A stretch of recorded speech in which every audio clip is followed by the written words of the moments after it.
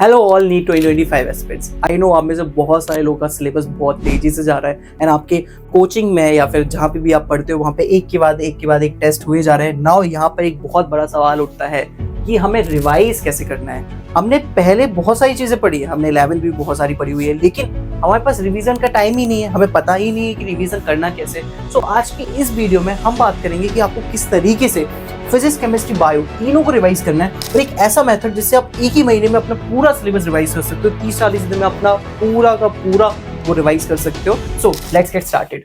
So before starting, those who are new on this channel, I am Deepak Sahu, currently a third year MBBS student in your dream college that is IIMS New Delhi. And मैंने NEET 2021 as my first attempt दिया था and मैंने first attempt में ही All India Rank 5 achieve किया and I scored 715 out of 720.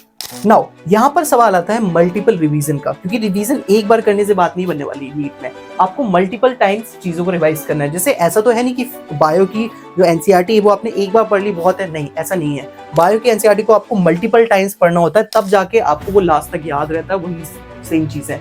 So revision करने में mock test आपकी बहुत ज्यादा मदद करेगा। तो आपको full syllabus mock test and part syllabus mock test दोनों ही बहुत अच्छे से देना है। पार्ट सिलेबस मॉक टेस्ट आपका बहुत अच्छे से हेल्प करेगा रिवीजन प्लान करने में। ये बिल्कुल वैसा है जैसे आपने एक पार्ट सिलेबस टेस्ट हफ्ते के एंड में डिसाइड किया कि हाँ हफ्ते के एंड में पार्ट सिलेबस टेस्ट होने वाला है, तो उस पार्ट सिलेबस में जो कुछ भी आने वाला है वो आपने इस हफ्ते अच्छे से तैयारी की, उसका सिलेबस दिया, वो आपका अच्छे से रेडी हो गया। फिर अगले हफ्ते इस तरीके से भी आप पार्ट सिलेबस के थ्रू अपना रिवीजन कर सकते हो। नाउ अगर हम थोड़ा सा सब्जेक्ट वाइज स्ट्रेटेजी की तरफ बढ़े कि आपको किस तरीके से तीनों को रिवाइज करना है, दैट इज अगर हम बायो की बात करें तो 11th में बायो में 19 चैप्टर है, 12th में 13 चैप्टर है, टोटल बायो में 32 चैप्टर है। बायो में एक स्ट्रेटेजी काम करती है, वो होती है 1 चैप्टर पर डे वाली स्ट्रेटेजी। और इसमें क्या होता है बेसिकली आपको मॉर्निंग में बायो को मॉर्निंग में सिर्फ 3 घंटे में आप पूरी एनसीईआरटी पढ़ सकते हो, दोबारा एक लाइन पढ़ सकते हो। कुछ चैप्टर छोटे होते हैं जल्दी हो जाएंगे, कुछ चैप्टर बड़े हो सकता है 4 घंटे लग जाए, हो सकता है, बट एक दिन में आप एक चैप्टर बायो का कर सकते हो, बहुत इजीली कर सकते हो। इसी तरीके से आपको बायो का रिवीजन करना है एनसीईआरटी को रीड करके। यस, आपने बिल्कुल सही सुना, रीड करके। तो आपको एनसीईआरटी को दोबारा से रीड करना पड़ेगा बायो को रिवाइज करने के लिए। आप चाहे तो अपने शॉर्ट नोट्स के थ्रू भी रिवाइज कर सकते हैं, वो भी एक बहुत अच्छा ऑप्शन रहेगा। नाउ अब हम आते हैं आपके सबसे interesting subject, that is physics और केमिस्ट्री को कैसे रिवाइज करना है। तो मॉर्निंग में हमने क्या किया, बायो को रिवाइज कर लिया। सो अब जो पूरा दिन है आपके पास वो सिर्फ फिजिक्स और केमिस्ट्री को रिवाइज करने में बचा हुआ है। तो आफ्टरनून में या फिर नाइट में आपको क्या करना है, फिजिक्स के बेसिकली 28 चैप्टर्स हैं, केमिस्ट्री के कम चैप्टर्स है, 22 चैप्टर्स हैं। सो इन लोगों को यानी कि फिजिक्स और केमिस्ट्री को रिवाइज करने के लिए आपको सिर्फ चैप्टर वाइज टेस्ट का यूज करना है, आपको एनसीईआरटी नहीं पढ़नी है। सो एक चैप्टर वाइज टेस्ट दो एंड देन आफ्टर आपको अपने शॉर्ट नोट्स पढ़ने हैं, वो चाहे फिजिक्स के हो चाहे केमिस्ट्री को। सो आपको सपोज दैट ग्रेविटेशन रिवाइज करना है, तो आप कैसे रिवाइज करोगे, आप क्या करोगे, उसका एक चैप्टर वाइज टेस्ट उठाओगे एंड देन आफ्टर उसको कंप्लीटली लगाओगे। उसमें 30-40 क्वेश्चन जो होंगे 1 घंटा 2 घंटा बैठ के उसको लगाओगे 30-40, फिर उसको एनालिसिस करोगे। देन आफ्टर आपको पता चल जाएगा वो चैप्टर आपका स्ट्रॉन्ग है या नहीं है। अगर वो आपको वीक लग रहा है तो जाके अपने शॉर्ट नोट्स देखो, अपने जहाँ से आपने पहले क्वेश्चन लगाए थे उसमें जाके देखो, और ज़्यादा क्वेश्चन लगाओ उस चैप्टर के। तो इस तरीके से आपको अपना केमिस्ट्री और फिजिक्स का रिवीजन करना है। केमिस्ट्री में एक ट्विस्ट ये है कि ऑर्गेनिक और इनऑर्गेनिक में आपको शॉर्ट नोट्स पहले पढ़ने हैं, चैप्टर वाइज टेस्ट भी दे सकते हो और पहले वो भी पढ़ सकते हो।